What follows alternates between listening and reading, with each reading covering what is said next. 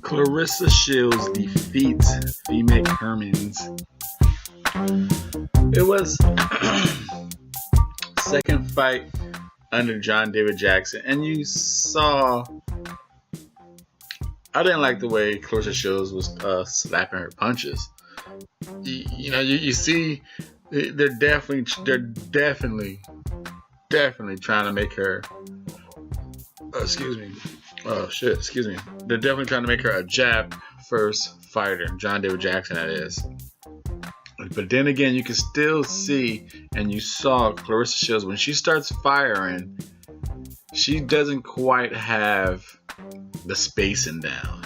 She gets, whether it's her spacing or whether it's her footwork, she kind of squares up a little bit, and she smothers her own work, and that doesn't give her enough room to turn her punches. She's like, and they're pointing out that Max was talking about her hook.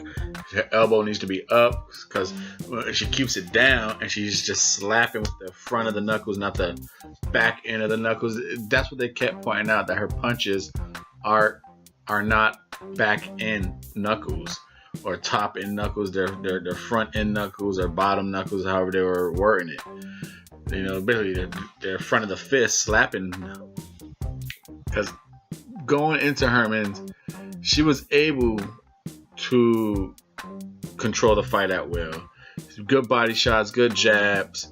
It is whenever Hermans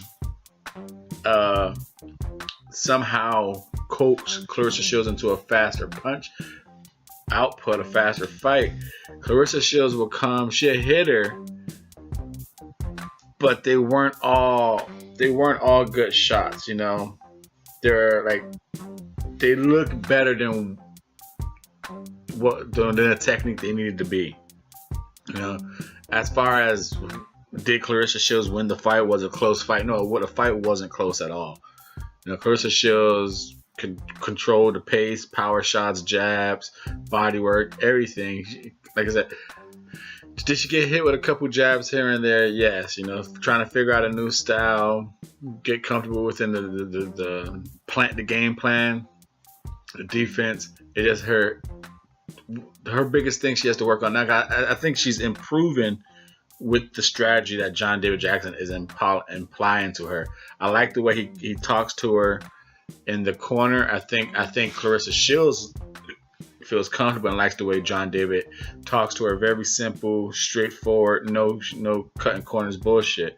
He tells her like, hey, to just keep jabbing her. She ain't got shit. She ready to run. Just jab her. Okay? Do that shit. Just do that shit. I think Claressa Shields' mentality likes someone to talk to her like that. Very like urban city, just like her.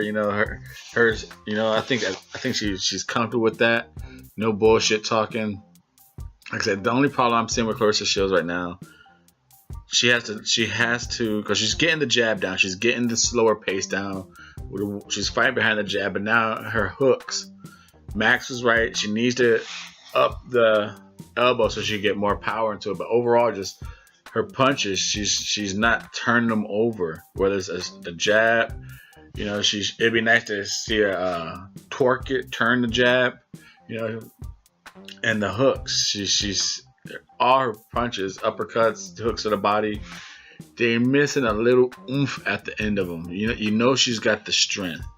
You can see she has the strength. She's looking good to her physique as she's getting into this nutrition thing. Claressa Shields is looking better. She's looking better at 160. Even this fight, quick turnaround, you can see she's a little slimmer, a little more defined in her arms. So I like the fact that it seems like she's taking the craft serious.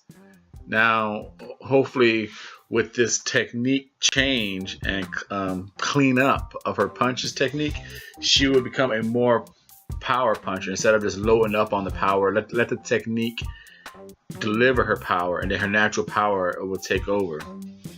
Now, this is a Double RT Boxing Show. I'm your host, Mr.A.